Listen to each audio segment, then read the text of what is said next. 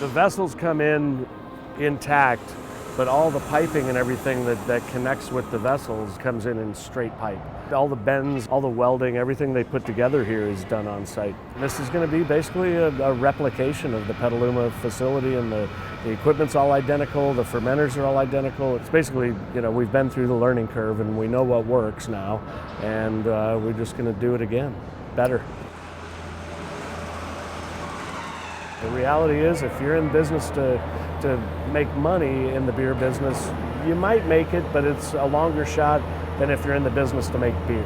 And the artists are really in the business to make beer, and as a result, you end up making money down the road if you stick to your guns and really stick to the beers that you want to drink and keep your art true. It's been a hard road, but now the banks believe in us, and they're letting us build a new brewery here because of our success from our brewery in California, and sort of ceiling in California for how much we can continue to grow there and how much it costs to ship beer. One morning in February, I realized that we could do this. I was driving into work, baked, and my mind was running around. I realized that we could do this, and we could do it for no money at all, because the savings in the freight would pay for the cost of building the brewery, no matter how big we built it. And so I, went back, showed some of my people in the brewery. My CFO's eyes rolled back in his head, and he choked on his tongue. And when we revived him, he saw the wisdom in it, and saw the building, and it was the most perfect thing I've ever seen for what we wanted to do, where we could take all of the tallest and largest pieces of equipment and have them all inside. So it's a four-season brewery, and where in California a lot of our equipment's outside. I read your brother, was he the one who kind of hipped you to a home brewing kit? I mean, how did it all start? I didn't ask that. Yeah, well, my little brother, Mark, he told me about it and got me a homebrew kit for Christmas, on Christmas of '92, which I brewed in January '93. And was smitten immediately. What hooked you? What was? Well, as with music, it's if you practice, you get better. And most beginners have a real lucky first time out, whether in home brewing or sometimes even in music. And then so the first batch of beer I brewed turned out wonderful. It was unbelievable. The second one was so bad. What I knew then, in a heartbeat, was, well, everything I knew about music is like, well, what I haven't done is practiced. So as soon as I realized that brewing was not the least bit dissimilar, it was like, okay, this is something I will set myself to. And it seemed like a worthy goal. It wasn't like I was going to learn macrame. It was something that was really going to be 1,000 miles deep if I set myself to it, and it was so worthwhile. Tell me about that first recipe, the one that was truthful, the one that was honest. It was the IPA. Yeah, okay, tell me about that. It was the IPA, and it was as simple as this. When I was home brewing ferociously that summer, actually to learn how to brew, because I'd only started brewing in January, and I was going to have all my equipment up and running by December.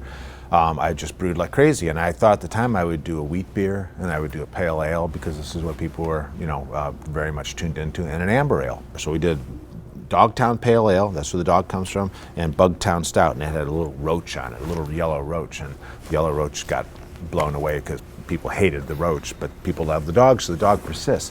And then we decided to do our first seasonal, and I was like, well, for a seasonal we should do an IPA.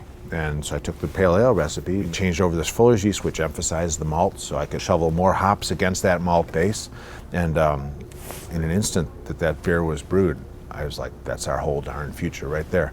You know that when bands are sitting in the recording studio, when they record that song that's going to carry them, there's no denying it.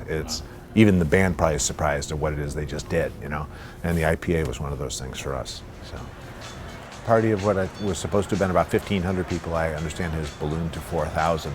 So tomorrow night will be very interesting in every way.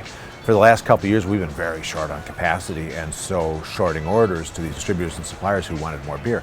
We wanted to show them that we've been working very hard to try to backfill that demand. And so what's going to be going on in the tap room once you're up and running and stuff? Well, tomorrow night, the tap room and what will be the future visitor serving stuff won't quite be finished being built yet. So we've set out a part of the northeastern corner of the brewery where there'll be 4 bands playing during the course of the night. But once the tap room is open, music 5 nights a week. Okay. It will never be open that there isn't music playing. I'm growing up in the country, rosy and snow. Ain't no telling how much farther I may go. rather than just playing music over speakers, when there are so many people standing all around us, you can hardly swing a dead cat without hitting a musician these days. We want to be sure that they have a space to ply their craft, you know.